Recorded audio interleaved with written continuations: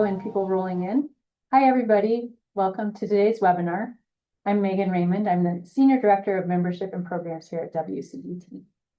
As we go through the session today, you can download the slides. And then if you have any questions, and I hope that you do, please enter those into the question box. If you put those in chat, sometimes we lose track of them and we don't want to miss your questions. Any resources that are shared and a link to the recording will be emailed out next week. I'd like to share with you our accessibility commitment. And if you need any accommodations, just let us know.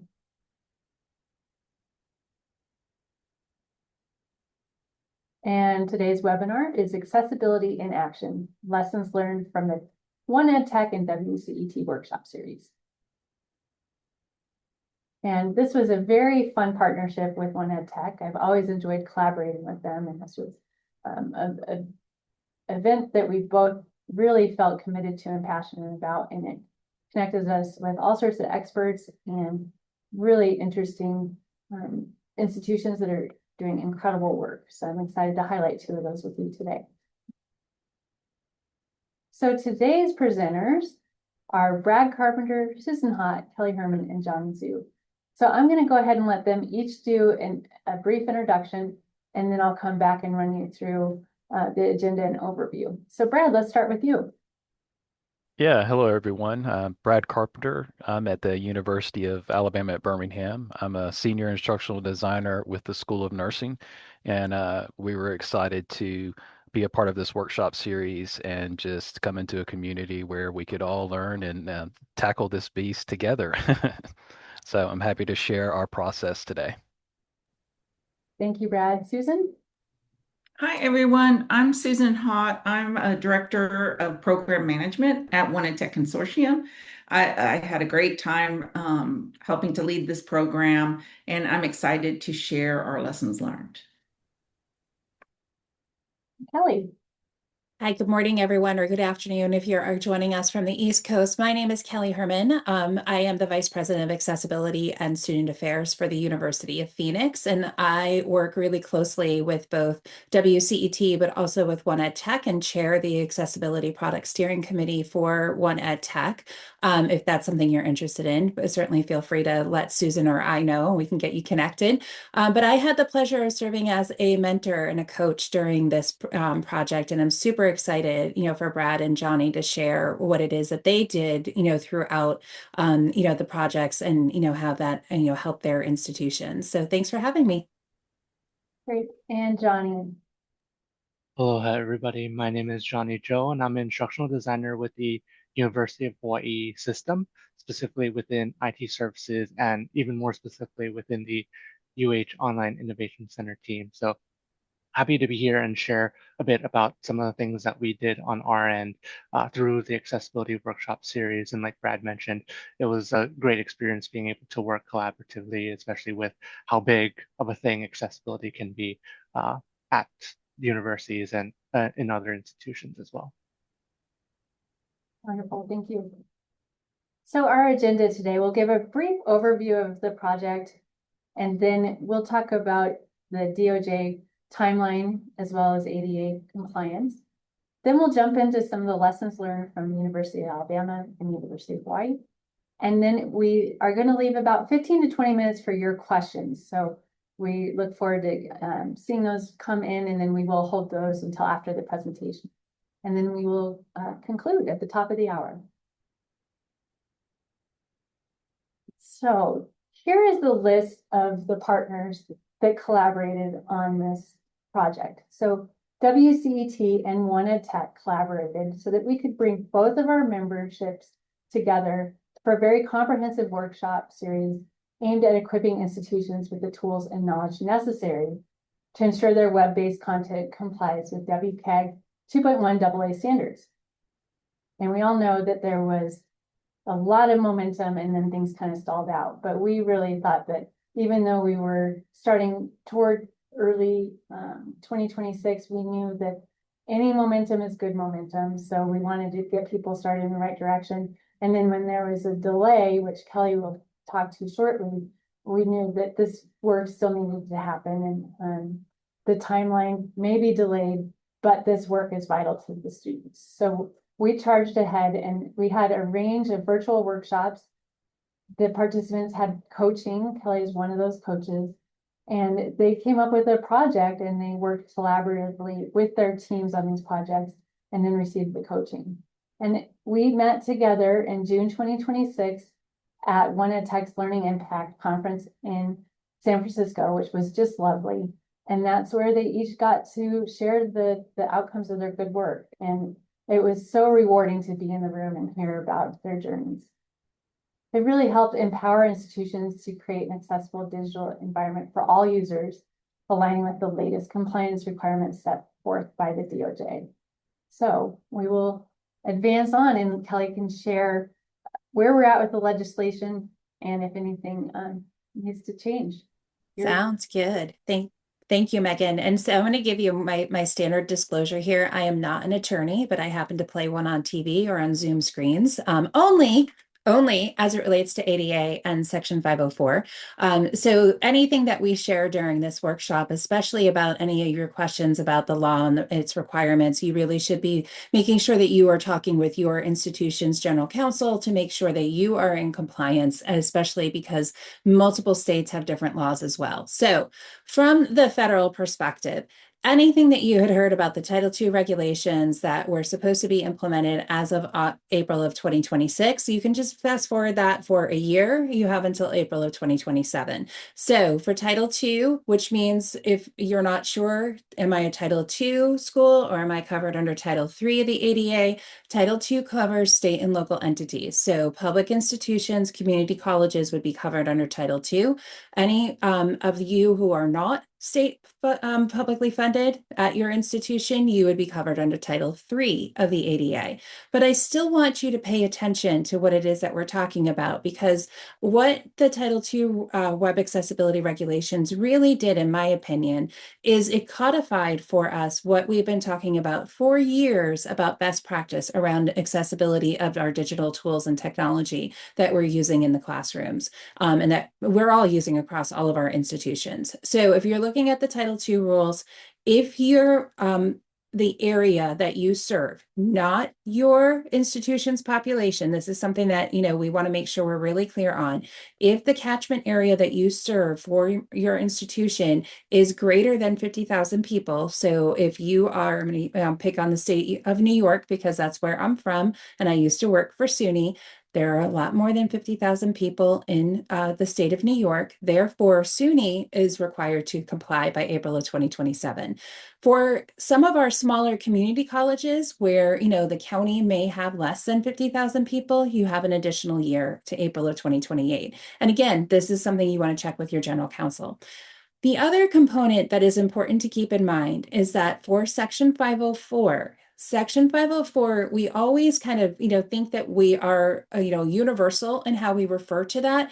But many of the agencies under the federal government have their own rules for Section 504. So we are most commonly referring to the Department of Education's rules for Section 504 in higher ed, but the Health and Human Services also has rules for Section 504. And if your institution is receiving funds under Health and Human Services, even if you are not a state funded in a public university or college, you may still be beholden to these rules because of the 504 regulations under Health and Human Services. And so if that is the case, again, if you have 15 or more employees, you need to comply by May 11th of 2027. And if you have a recipient that has fewer than 15 employees, you would need to comply with these regulations by May 10th of 2028. So this is something to talk over with your general counsel, especially if you have any sort of health providers that is, part of your institution. That's where that's going to comply. And again, we have it written here on the screen. So if you didn't already hear me say it, I will say it again. Please consult with your general counsel about whether or not this applies to you.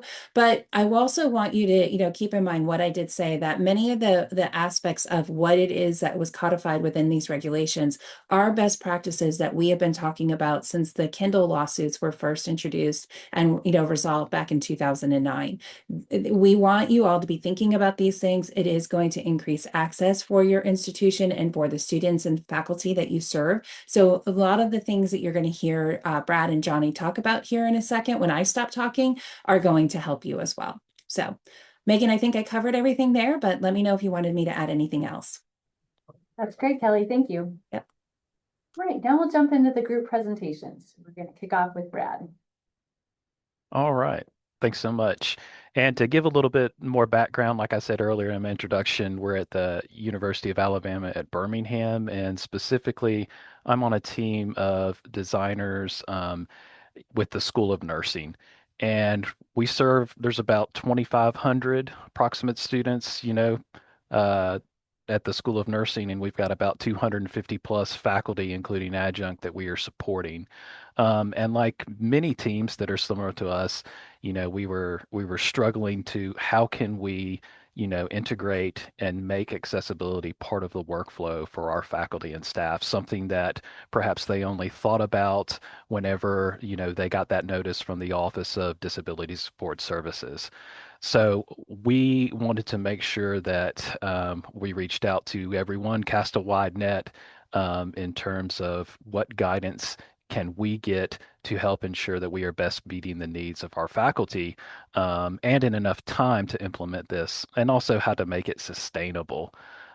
So specifically, whenever we got into the workshop series, we wanted to, obviously share our approach with what we had with our expert coaches and people in the industry and see if our guidance, our plan for training, um, was, in step and aligned with, supporting these goals. So that was one reason why we applied and were excited to be a part of this workshop series, to hear from people, the nonprofits, people in corporate sectors, as well as, people of varying sizes of educational institutions to see how they were, tackling Title II and how that goes along. So I've got a slideshow that's really a timeline that kind of goes through our team that I'm going to share with y'all real quick. And I believe they've also shared this public link out in the chat as well, and I know it'll be there.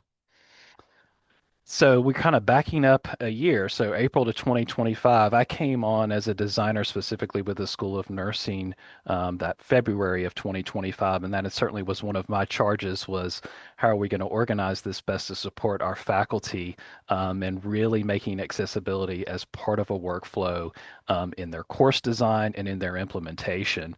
And we kind of jumped on board. Our Office of Disability Support Services, has a repeating accessibility seminar really for new faculty. And that was something for all of us to, and on our team to sort of coalesce around and get the conversation started. So we kind of started with our disability support services, who is excellent about how to apply these accommodations and things whenever, students have diagnoses and things like that. And then really it was May of 2025 where we sort of soft launched our training with our faculty and we made it very specific to those accessibility domains is what I ended up calling them in terms of captions and alt text, and formatting and the things that their instructional materials and their assessments are really going to be affected by. And so it was sort of a soft launch of, hey, faculty, this is coming, and this is how we want to define it, show you how this works in your course, and obviously how to remediate that with your content, as well as start coaching you on how to create accessible content, at inception. So our soft launch back in May, we started including and peppering in different inclusive design interactive games and stuff with our faculty that we did with trainings. And I have so much content, but I want to be mindful of time and kind of go through this relatively quickly. We have Canvas as our learning management system, and we had a faculty resource course, but this was a great opportunity to sort of revise and update it. So we took that time to create what we call the Learner Experience Toolkit, which does an obviously houses our how-to guides with all our different instructional technologies, but has a big accessibility component. So it was a great time for us to redesign and deploy a very accessible, course that we could model that the faculty could interact with that would also be a good resource to keep them engaged. We also networked a lot with our Alabama Canvas user group, which is a state Canvas Connect conference that we have here.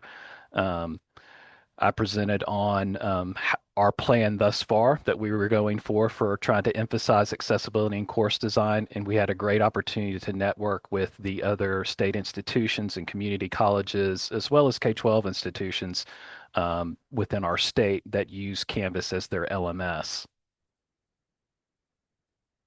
And then my director came across this workshop series that we were excited to be a part of, and we were crossing our fingers that they would let us come in because we just really, like so many of you, we wanted to get as much feedback from people that were experts in the field and in the industry, just so we could better support our faculty. So that was December that we applied, and at our institution we were behind the curve and the eight ball in a lot of ways because our university level director of instructional technologies was transitioning, and our university was seeking to hire someone else during that time.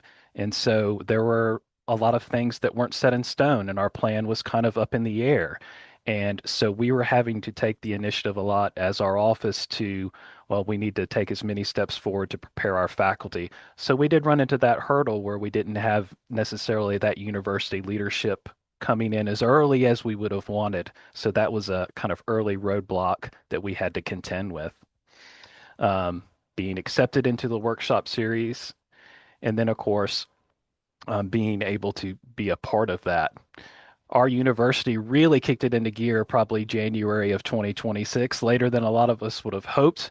But that's when a lot of the big messaging started coming out. And really, when faculty were hearing it not just from us, when we had our provost issuing messages and letting people know about the workshops that we were putting on, as well as different university level workshops that were really emphasizing the changes to Title II and giving it the wake up call I think that faculty needed. And then whenever we really saw the turnout to our workshops and our webinars and our meetings, whenever we were trying to educate faculty. All right. And so I've got some announcements that are just mentioning about our trainings that came from the university level. And then really when it kicked into gear with January and we were working with Kelly and we were being a part of the workshop series, is we kind of developed some mandatory trainings and talking with our school level leadership in terms of what the Title II law is and what's expected of our faculty and what those responsibilities are. And we just tried to give as many offerings as we could. We had 4 different offerings for our sort of part one, where again, I emphasized those accessibility domains, told them and distilled, down the law to what they needed to know in terms of what they put in front of students and what that means in terms of accessibility, and really highlighting our resource courses that we have for how faculty can remediate their content as well as create accessible content at its inception. We finally ended up getting UJ's Panorama tool around February to where, and of course, there was a big push for faculty on this new technology, and of course, only a couple months out from April, how to best utilize that. So we had I mean, many training sessions on how to use this tool, also like our Canvas accessibility checkers. We also have City Labs Design Plus, how to utilize the tools that we have to best meet those accessibility needs. We had our part two of our session, again, where how to use these tools, how to remediate content using Panorama, using the different tools that we had. And we offered this kind of in 4 different live sessions to ensure that our faculty were there, as well as, offering up these recordings to go back on. And then, of course, as we are building the plane, as we're flying it with accessibility in Title II, as all of you know, you have to shift and you have to dance and tighten some bolts and nuts, and we've got to revamp a lot of things. So, 2 steps forward, 1 step back seem to be the approach as we are having to tailor and change our instructions, learn from our first wave of sessions, look at our guidance, what works best specifically for our nursing faculty in terms of the type of content they present, the way that they present it, and how to adjust our workflows for that. So, constant sessions of going back, getting feedback with the team in the workshop series and Kelly and saying, what do you think of this approach, and getting that feedback. So, being part of this group and to say, this is what we're doing, what are your thoughts, has been fantastic. We also took approach to office hours. We would have designated times where people could come in, talk to us, show us what they don't understand. This is in addition to being able to schedule time with us whenever they need. And of course, we geared up and everyone was feeling good, and then DOJ extends it, right? Breath of fresh air, but wait, what about all that momentum, right? We just got everybody paying attention to accessibility. So, what do you do?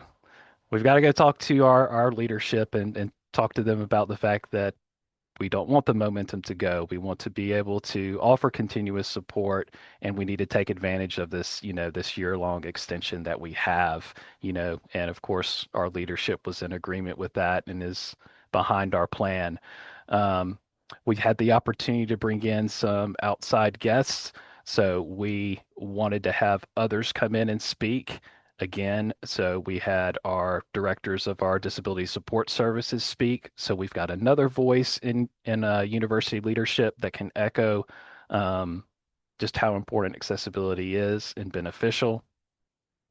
We even asked our coach Kelly to come in and speak as well, her expertise, and so we were very fortunate and grateful that she was able to speak to her experience and her wisdom on that. And then our continued offerings throughout the summer and now into the fall is having targeted sessions where it seems there seems to be a need. Um, Creating accessible PowerPoints and how to share those. Lectures and things like that are screen recorded, sharing slide decks.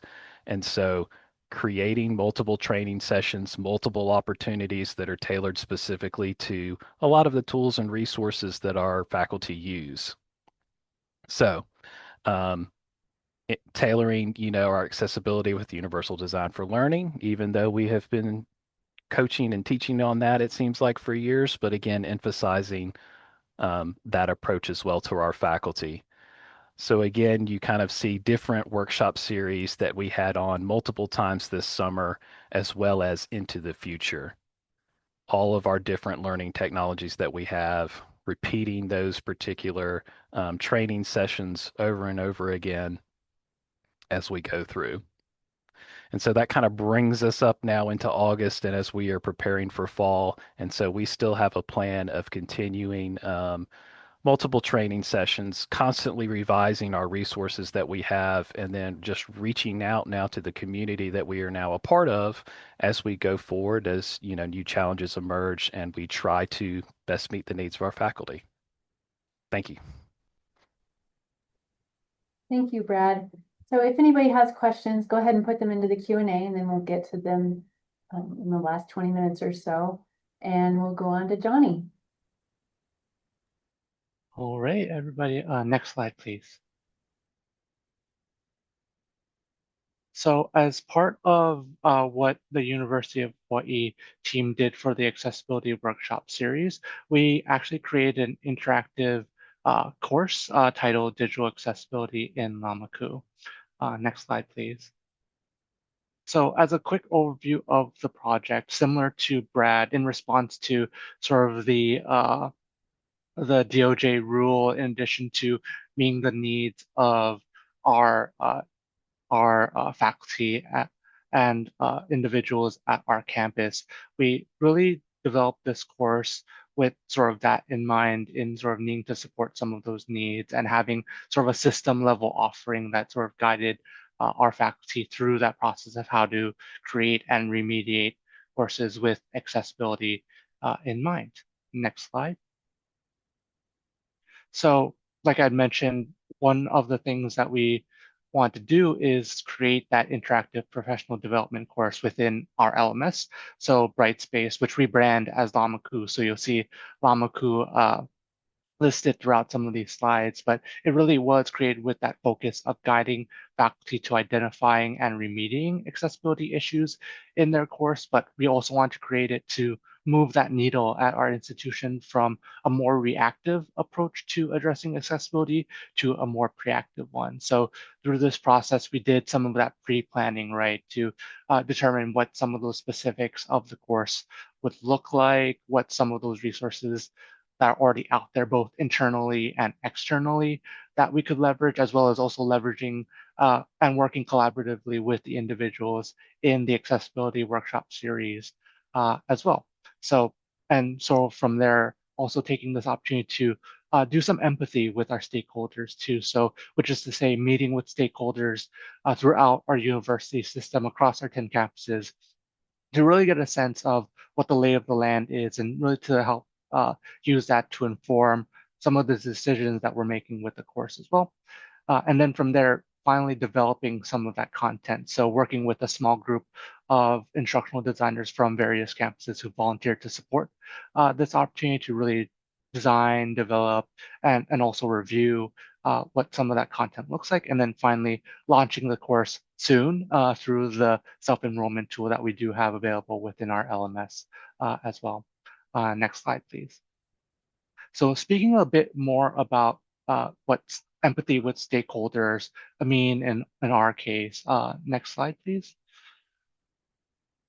Part of the reason why we went through that process of empathy with stakeholders is so that, like we mentioned, we can really get a better sense of where our audience is coming from in terms of accessibility and using that information to better inform the decisions we make with the course. So pictured here is just a snapshot of the 10 campuses we have within our system across various islands as well. So we met with the disability services offices and various instructional designers from across our 10 campuses, as well as system level administrators and IT accessibility support, again, to get that better understanding of where uh, individuals on our campus are coming from when it comes to accessibility. Next slide, please. And so that translated to things like this content outline that we have pictured here. So for example, informing some of the content that we covered. So covering the why and the context around accessibility, topics like remediating certain areas like remediating images, as well as incorporating relevant activities where we have individuals apply their learning and reflect on their learning as well directly into the course while they're going through this PD course as well.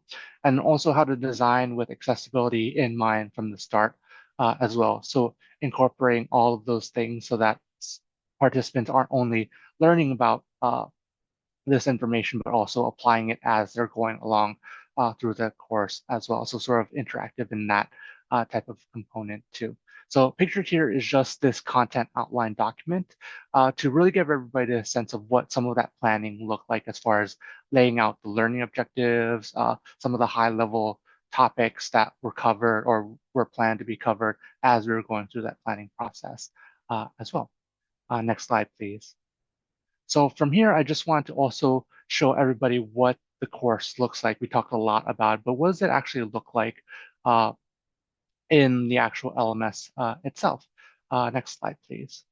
So for the sake of time, we can't actually take you into the actual LMS and show you a live demo, but just to show you some images as well as a GIF pretty soon as well. What we have pictured here is just a quick look at our course homepage. So like we mentioned, it's built in Lamaku, which is Brightspace by D2L. And as we're designing the course, one of the things that we also wanted to do is ensure that we are practicing what we preach. So ensuring that we're modeling accessible design as we're creating the various elements in the course, and also ensuring that we have consistent navigation and ensuring that there's clear structure and things are easily accessible from the homepage as well as the content tool as well. Next slide, please. And shown here again is just a quick GIF scrolling through one of the content pages to give you a sense of what some of the content looks like within our course as well. So as it will scroll down on the page and it will sort of repeat again, we'll sort of see how we utilize some of the features that we do have in the LMS to make it a bit more approachable as far as chunking some of the information, having some of those interactive elements like accordions or even flip cards for individuals to, again, go through the content, but also be able to interact with the content as well. Next slide, please. And in addition to some of the content that we do cover, we also highlight and include some accessibility tools that participants in our institution can leverage or will be able to leverage soon. So next slide, please. One of those tools that will become available soon is a tool called D2L Accessibility Plus, which is an add-on feature within our LMS that does accessibility reporting. So being able to scan a course and highlight what are some of those accessibility issues within the course, and also being able to auto-fix about 60% of those accessibility issues with human supervision, of course. While it can help auto-fix some of those things, we still want to ensure that individuals there's still that human review aspect of it as well. And then for areas that it isn't able to auto-fix, there are some additional information on how they can manually remediate some of those non-auto-fix options as well. So that's one of the tools that will be coming soon within our LMS. Next slide, please. Another tool that we also will be highlighting and including in the course as well is this University of Hawaii Alt Text Gem. So the University of Hawaii is a Google institution, and we do have access to Gemini, the AI chatbot that Google has. And Gem is essentially a custom chatbot. So through a webinar that we attended through 1EdTech, we are able to connect with individuals from the University of Michigan who created their own alt text gem, and they were gracious enough to share the prompt that they used to create their alt text gem. So in being able to adapt and revise that for our own context, we were able to create this alt text gem that individuals that in our campus will be able to leverage to help sort of provide recommendations on some of the alt text that they may need to write for the images that they use as well. So we pilot tested and we'll be finalizing and integrating it into the course when it is launched as well. Next slide, please. So looking ahead at where we're at and where we'll be going with the course. Next slide. So some of the things that we have in terms of things that will coming with the course is, again, waiting for that rollout of the Accessibility Plus feature so that it is a bit easier for our individuals in our institution to work with accessibility in our LMS. Also, the course launch as well. Like I mentioned, the course will be launching relatively soon as we're also waiting for the rollout of Accessibility Plus. So wrapping up some of those final elements, the marketing plan. So what are some of the communications that we'll be sending out, in particular through our administrators, through our disability services offices, through the connections that we made through this opportunity, getting the word out as well. And then finally, also some of those incentives. Like I mentioned, throughout the course, we have interactive activities that participants will need to complete. And so individuals who do complete those activities will have the option to earn a digital badge through the completion of the course as well. So incentives like that will be implemented once the course does launch as well. All right, Johnny and Brad, thank you so much. Really appreciate you walking us through your projects, and kudos on such exceptional work. We all know how much of a heavy lift this is. I'm going to just run through a few of the lessons that were learned in reflection when we all met in person in June in California. We talked with all the groups that participated and said, what are some of those lessons that you think others should walk away with? And here's some of the key themes.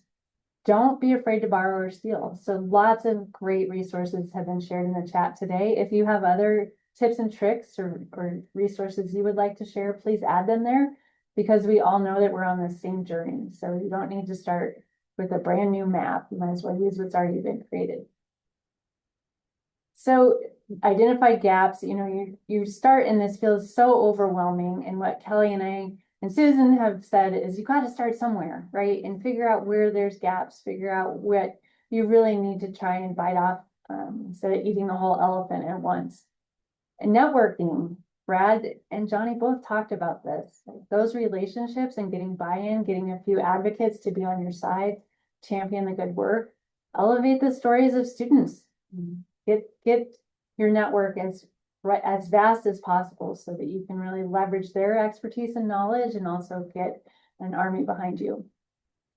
Set clear responsibilities. This is something that we certainly learned in our accessibility journey here at WCET. Like, who's leading on making sure that our PDFs are accessible?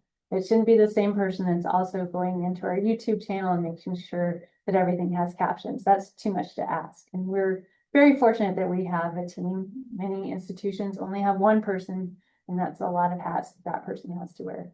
So make sure that the responsibilities are clear and there's a decent timeline. And involve different departments. So again, this shouldn't just be on the shoulders of the accessibility department or person at your institution. Everybody should have a role, and that really helps make sure that there's consistency across the institution. So those are some of the lessons that were shared when we did the recap as well as a blog. But if you have any words of wisdom or advice, please enter them into the webinar chat. We would love to share those more broadly. Next slide. Megan, I'd just like to call out that we do have another one of the coaches in the audience, Sarah Wood from ETS. So fantastic. Yes.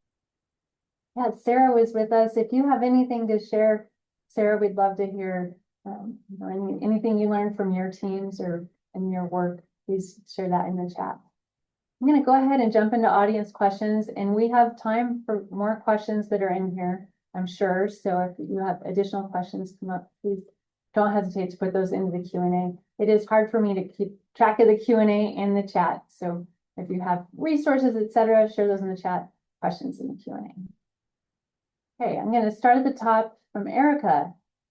For those who offered office hours, and this came up during Brad's portion of the presentation, but I'm sure Johnny has some advice as well. So for those who offered office hours, were they well attended? Because in Erica's experience, they've been offered in person and on Zoom and didn't get a lot of participation. Yeah, you never have as many as you want, that's for sure. And so that was also, we always do kind of an office hours before the launch of each semester typically. And we had really had a lot of accessibility trainings, some mandatory and then some, most of them were voluntary. So we kind of had our typical number where we just had a few people trickle in. But again, I think creating that opportunity and again, saying that you're available and it's another opportunity to at least, show your resources, that they have available. And again, just make that connection. So and the people that did come, some of them were like, I'm going to tell my colleague about this. They need to come next time, right? This was so helpful for me to be able to go one-on-one. So I'd say even if they're not very well attended, which most of the time they're not, I think it's more giving that opportunity out there and saying that, hey, I'm here to help. So. Great. Johnny, do you have anything to add? For sure. And also, like Brad mentioned, maybe it's also a bit of having some of that connection with other offices throughout your campus as well. For instance, maybe the disability services offices are getting a lot of those requests, but due to maybe their staffing, their resourcing available, they aren't able to support having those office hour sessions for whatever reason, right? So maybe having those connections, getting a better sense of where others are being asked for it but aren't able to support, maybe that connection can help with having you connect with some of those folks as well. Just an idea. Great. Yeah. Megan, I just want to add one more thing on top of that. I said I wasn't going to talk a lot, but that's always a lie for those of you who know me well. The other thing that I would add on to what Brad and Johnny both shared is that also, make sure that you are looking to put some of this information where faculty go to find resources. So that's been something that's been really successful for us too at the University of Phoenix. We also have done some experimentation with office hours, and our faculty are all remote. So trying to figure out how do you make that work, when and they feel kind of self-conscious coming into an online environment where people might hear what they're talking about. But we use, we're a Microsoft institution, so we use the Viva Engage platform as well. And we use SharePoint and have resources there as well as in Faculty Center that we can direct faculty to, so that when they do have questions, they can, get to those answers pretty quickly, either just in time, or there's links there for them to contact my team and get more help. Great, thank you. And a few logistical questions I'm going to lump together is, what's the size of the team that works to create these workshops, and what's the optimal length? Is it like 30 minutes more frequently, or is it a 90-minute intensive? Sure. So like we're a 4-person team, 250 plus faculty here. Um, and we usually shoot for a range of about 45 minutes ish. We really don't like to go over that. So again, kind of like best practices says, try and make things into bite-sized chunks, and if we do have to do a big comprehensive thing like what we did with the Title II overview, I think that one kind of extended over an hour. But again, we try and keep it at 45 minutes.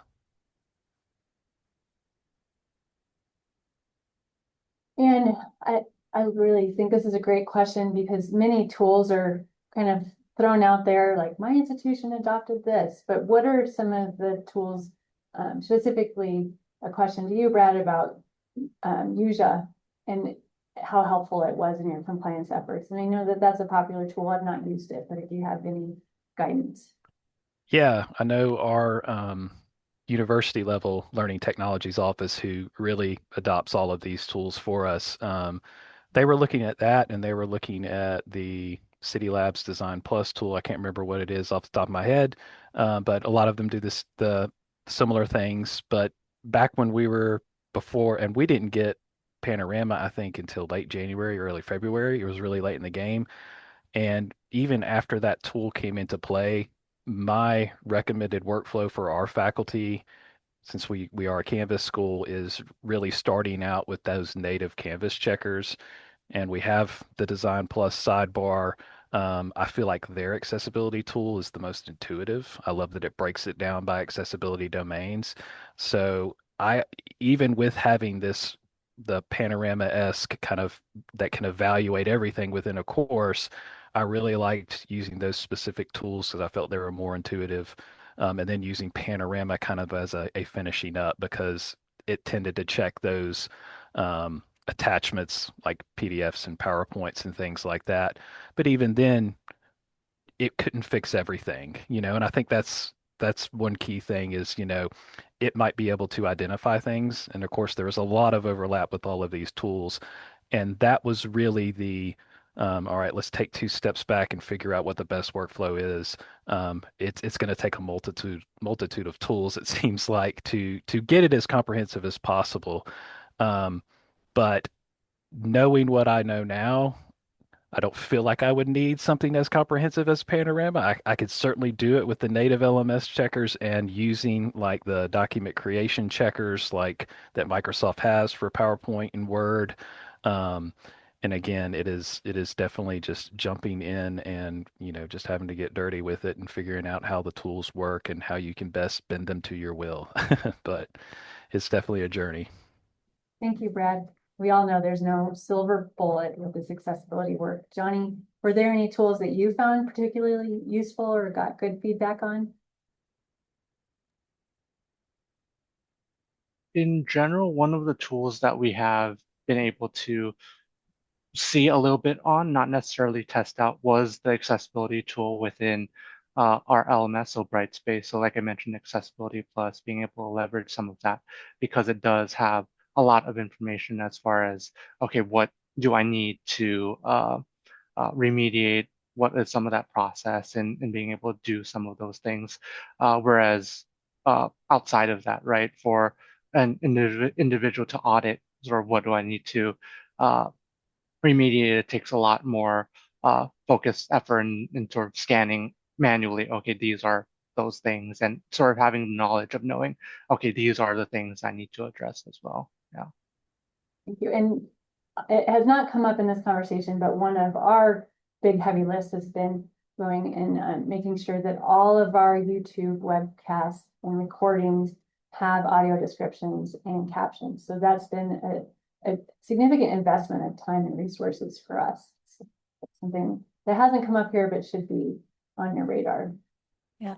And Megan, the one thing that I'd add to the tool conversation is, the same way that when you're working with faculty to identify, which tool is going to best meet the learning objectives, define those objectives that you have for the accessibility checkers and the tools as well. Because the tool and the vendor for the tool is going to make you all sorts of, promises and statements because they're trying to sell you something, that's fine, right? That's their job. Your job then is to critically evaluate that and be able to look at it and to say, what is the objective for which I want to put this tool into the hands of my faculty? And is it going to do it? The other piece that I think is critical to the tool conversation is making sure that the faculty have, if they haven't participated in what you've already done to raise basic awareness, that they still have access to go and understand a little bit about what these accessibility requirements are, especially for some of the content that they are developing themselves. And so that's something that we kind of, we're very redundant in putting it in front of the faculty because we know our faculty are busy. This is not their prime, full-time job at the University of Phoenix. This is not something that they are trained in the way that some of us are. We want to make sure that they have that information available to them so that they can also critically evaluate what the tool gives them. And that is another really important part of the process because the tools can oftentimes are easily fooled by things. So if you're just looking to see whether or not there's alt text on an image and there is text in that box, the tool is going to think that it's okay. Now, AI is helping us get a little bit more sophisticated in some of those checking, but AI is still not a human being and cannot fully evaluate whether or not that is the right alt text for that image or for the purpose for why they're sharing the image. All of those context, components come into that. So I just want to add that as well, that, you have to think critically about the tools and why you want to put that in place. It's not just put that new present underneath your Christmas tree and be excited on Christmas morning. Right. Always chasing the shiny object. Right. I agree. Sorry. I was just going to say, I agree with Kelly and all of you because there's not one tool. It's a journey and you have to use a lot of tools and a lot of checkers. And then also, a culture like what you've seen from Brad and Johnny, they created a culture. That's a big deal to create a culture of accessibility. It's everybody's duty. It's not just one person's duty or one organization inside of your institution or vendor that is, that's their responsibility. And then also, I don't know if we touched on Megan, but RFP or RFI, make sure if it's a new tool that you have, your suggested RFP language to make sure that you get, what you need when you get the tool. So we can help with that, by the way, if needed. Yeah, Susan, please put links in. 1EdTech has so many wonderful resources that are free and open, and then some good model language you can dig into. That's Okay. great. All right, couple more questions. These ones got upvoted, so I'm going to address them first. Johnny, this one's for you. Are there any other incentives attached to the digital badges for completing accessibility mod? Right. So in addition to the digital badges, one thing that we also want to include as part of completing the course and earning the digital badge is that also participants will have access to those one-on-one support office hours. One of the things I realized I didn't mention is that they'll also have access to be able to meet with an individual from our team to have that type of office hour and to have that additional support as well. Those would be the primary incentives or the primary resources that would come as a result of them completing the course, primarily due to some of the resourcing that we do have available to be able to direct to this offering as well. One additional one that we will also have available around the time that the course launches as well is due to our a unique situation that we have with the vendor for our LMS, so D2L, as well as the rollout of Accessibility Plus. We will be able to offer for a limited time some accessibility support hours through the LMS vendor. So that's also a limited time thing that we'll be able to include as an incentive for the completion of the course as well. Great. And I'm going to direct this one to you too, Johnny. How do your institutions ensure that faculty meet digital accessibility standards in their courses? So I'm also looking at the second part of the question as well, not to skip ahead a bit, but there's also the question about how do you set minimum benchmark or accessibility scores to need. So to sort of address both of those questions, accessibility, sort of the discussion about culture and ensuring that we're sort of building with accessibility in mind. That's sort of one of the things that we have at UH is sort of that culture of ensuring that our instructors sort of build with accessibility in mind from the start, or if not, being able to address the items that may not have already had accessibility design from the start as well. So one of the things that UH did have a while back was that we were a part of uh, a voluntary resolution agreement on accessibility. So meaning that previously some of our courses, majority of our courses are identified as not accessible. So we need to reach that point where we met that voluntary agreement on accessibility. So we've already met that in 2022. So even after that, meeting that agreement, one of the things that we continue to do is ensure that we maintain that level of accessibility that we've already built up through that voluntary agreement as well. And so while it isn't necessarily uh, a sort of minimum benchmark or standards or scores at this time, at the very least, one of the things that we do ensure is that as we're working with faculty, we also address accessibility, even if it's in other discussions about maybe course design and other elements as well. Thank you. Brad, do you want to answer that as well? Yeah, and just to, echo Johnny and what we've all been saying here is, trying to put a benchmark on it. It's obviously we're trying to develop a culture to where, we are creating with accessibility in mind as we go forward, and it's like we've been trying to do the big push of remediation as we were trying to, meet that standard in this past April.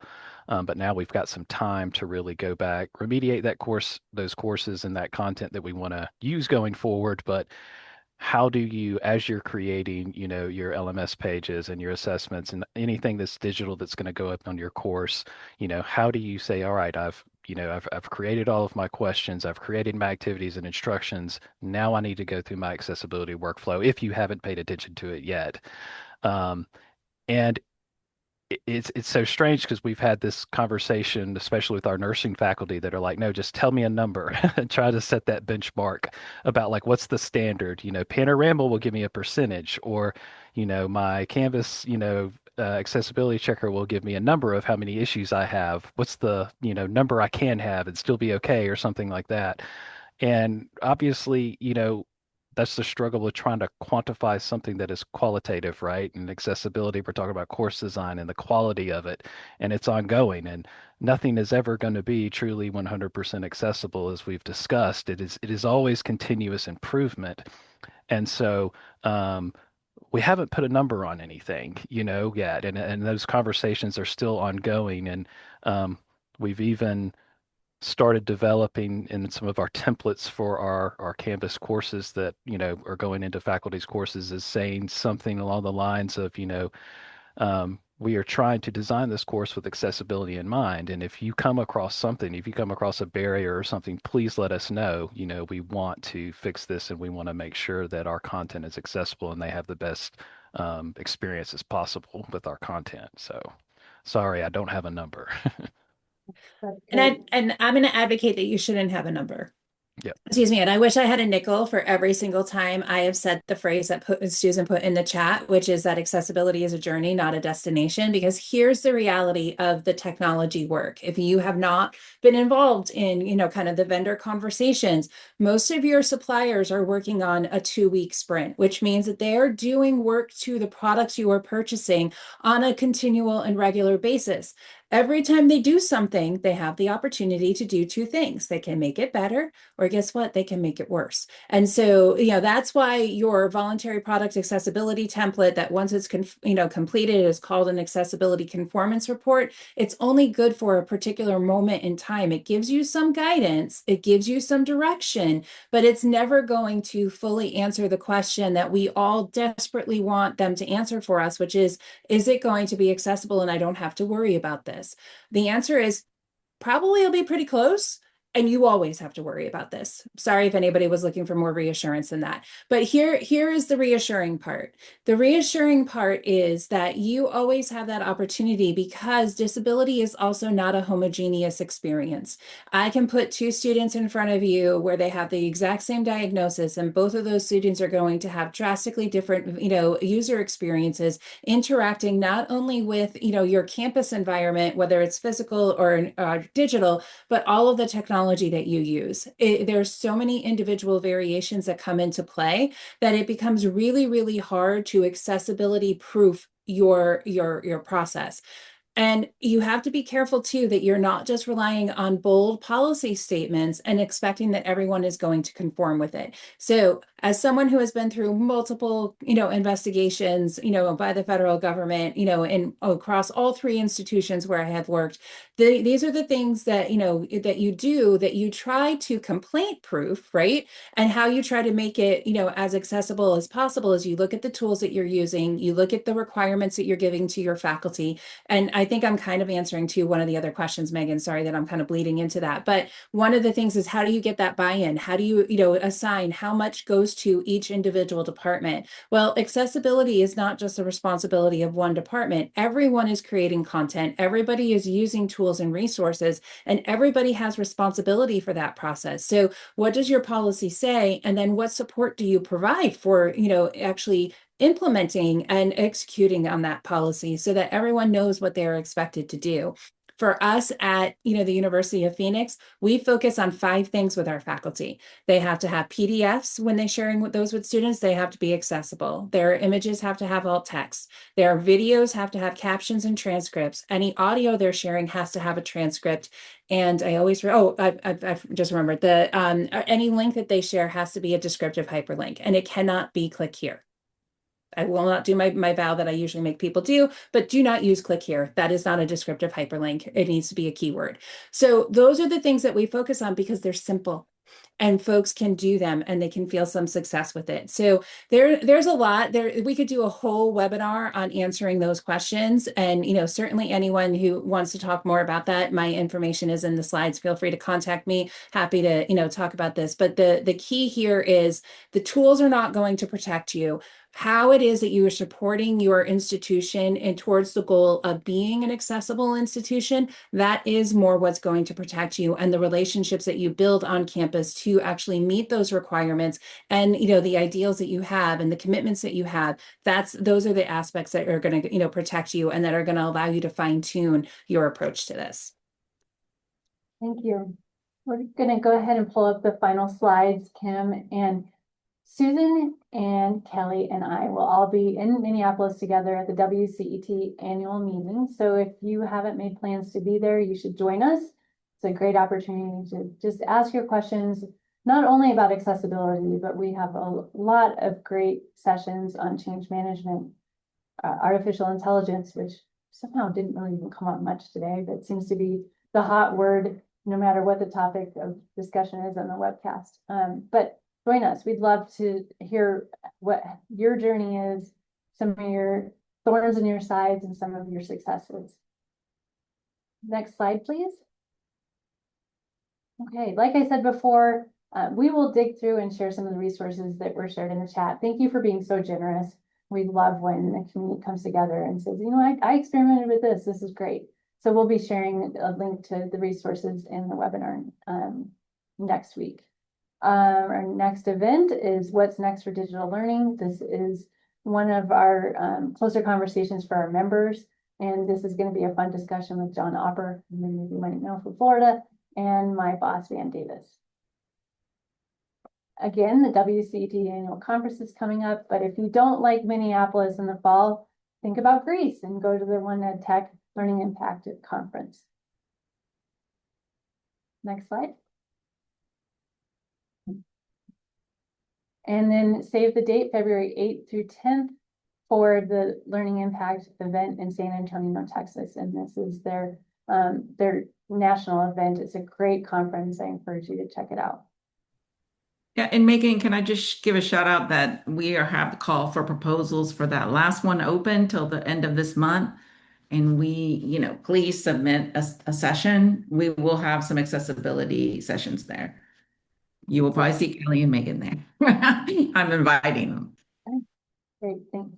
And then lastly, I just want to acknowledge our champion sponsors and our WCET supporting members, because they really do support our work here and they believe in what you all are doing and what we're doing. So thank you. You couldn't do this without them. And that's it for me. Susan, do you have anything to add? I would just say thank you for everybody that came out for this session. It was wonderful. The WCET conference is great. If you're going to attend, hope we can see you there. And I just want to thank Brad and Johnny. Their sessions were great, and they did a great job with their projects during the program. And thank you to all the expert coaches too that helped us and presenters from all the different organizations that are in the accessibility PSC at 1EdTech. Yeah, it was an incredible collaboration. We were honored to be part of it. So thank you, everybody. Be well, and we'll see you at the next event. Take care. Bye, everyone. Thank you very much for your time.